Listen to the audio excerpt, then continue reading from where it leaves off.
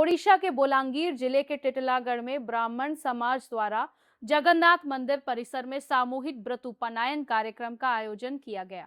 टिटलागढ़ ब्राह्मण समाज पिछले 18 वर्षों से इस परंपरा को निभा रहा है। इस वर्ष 9 ब्राह्मण बालकों का वैदिक रीति रिवाजों के अनुसार व्रत उपनयन संस्कार संपन्न कराया गया। कार्यक्रम के अंतर्गत 11 मार्च को चारिक्रम और 12 मार्च को मुख्य व्रत उपनयन संस्कार संपन्न हुआ। इस आयोजन में बलांगीर, कालाहांडी, सोनपुर और नुआपाड़ा सहित अन्य जिलों के साथ मध्य प्रदेश, महाराष्ट्र और छत्तीसगढ़ से भी कई ब्राह्मण परिवार शामिल हुए। कार्यक्रम के मुख्य आचार्य मंद्राधर पंदा रहे, जबकि राजकिशोर पुरोहित, नेत्रानंद मिश्रा, अशोक रथ, प्रफुल्ल होता, शोभाकर पुरोहित और अन्य आचार्यों ने सहयोग किया। आयोजन टिटलागढ़ ब्राह्मण समाज के अध्यक्ष सुबोध चंद्र दास और सचिव सत्यव्रत पांडा की देखरेख में संपन्न हुआ। बोलांगीर संवाददाता संतोष कुमार पटनायक की रिपोर्ट। जय जय श्री परशुराम बाबा। आज आम टिटलागढ़ ब्राह्मण समाज तरफ आम सामूहिक व्रत पालन करा जाउची एवं दीर्घ 18 वर्ष है टिटलागढ़ ब्राह्मण समाज द्वारा व्रत पाखआख अंचल समस्त व्रती मानक एठारे ब्राह्मण पिला मानकु बटु धारण करने सुजोग दि जाउची।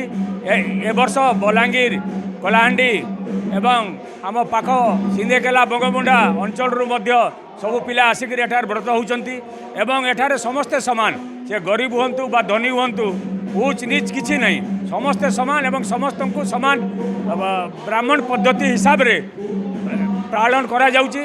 एठारे कोनोसी धनी गरीबर स्थान नहीं एवं समस्ते एठारे आसी आम समाज आज गोटे विराट पर्व हिसाब से पालन करा जाउची एवं एठारे 500-700 लोकंकर प्रसाद सेवन मध्य टिटलागढ़ ब्राह्मण समाज तरफ करा जाउची।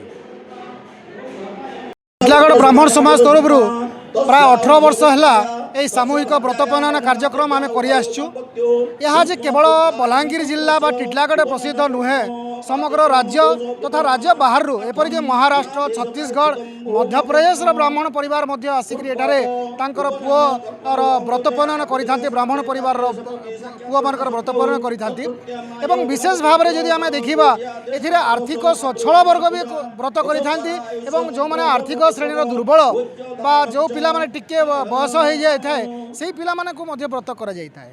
एवं आमे जदि देखिबा तो एथिरे आमे संपूर्ण भाव में वैदिक रीतिनीति अनुसार व्रत पनयन करिताउ।